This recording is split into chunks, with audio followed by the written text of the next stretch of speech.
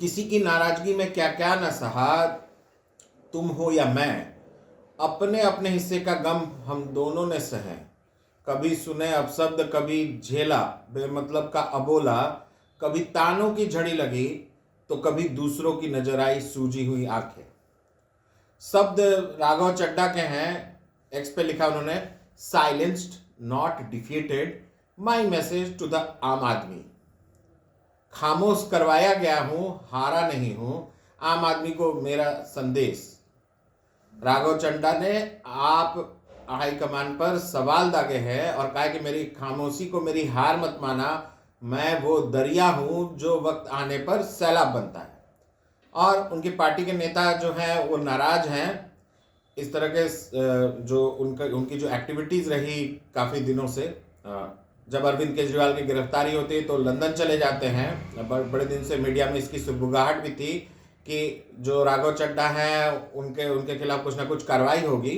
राज्यसभा में उपनेता थे आम आदमी पार्टी के, हटाए जाने से आहत हैं और उन्होंने पार्टी के हाईकमान के खिलाफ मोर्चा खोला है, सवाल दागे हैं। आपने राज्यसभा सचिवालय से राघव के स्थान पर अशोक मित्तल को नियुक्ति करने की सिफारिश की। मित्तल जालंधर के एलपी यूनिवर्सिटी के संस्थापक हैं और पंजाब में साल 2024 में हुए विधानसभा चुनाव के दौरान राघव ही आपका प्रमुख चेहरा रहे हैं। पिछले कुछ समय से वो पंजाब की राजनीति से दूर थे। आज सुबह उन्होंने एक वीडियो जारी किया और राघव उसमें कहते नजर आ रहे हैं, खामोश करवाया गया हूँ, हारा नहीं हूँ, मुझे जब जब बोलने का मौका मिलता है तो मैं आम आदमी के सवाल उठाता हूँ। संसद में ऐसे मुद्दों पर बोलता हूँ जिन्हें आमतौर पर सदन में नहीं उठाया जाता। तो फिर भाई उनकी पार्टी के एक नेता हैं अमरिंदर सिंह राजा, उन्होंने कहा कि ये साफ हो गया है कि आपसे राघव चड्ढा, उनका ये कल का बयान था जिसमें उन्होंने कहा था कि राघव चड्ढा सेपरेट हो गए हैं आम आदमी पार्टी से। और लोगों को इस बात का था अनुभव, समझदारी थी कि भाई वो जो है वो दूरी बना चुके हैं। केजरीवाल जब अरेस्ट हुए थे तो लंदन चले गए और कहीं ना कहीं उनको जाना ही था।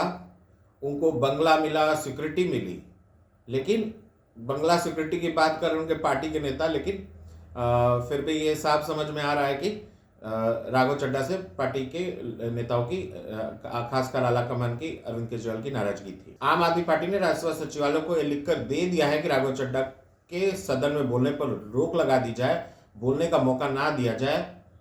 इस पर उन्होंने सवाल किया कि कोई मेरे बोलने पर रोक क्यों लगाना चाहेगा।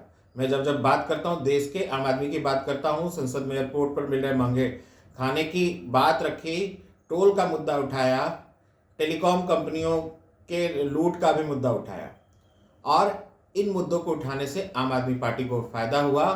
लेकिन आम आदमी पार्टी का क्या नुकसान हुआ, वो सवाल पूछ रहे हैं। मेरी आवाज को कोई क्यों बंद करना चाहेगा? आप लोग मुझे अस्मित प्यार देते हैं, मेरा हौसला बढ़ाते हैं, ऐसे ही मेरा हाथ और साथ थामे रखिएगा, छोड़िएगा मत।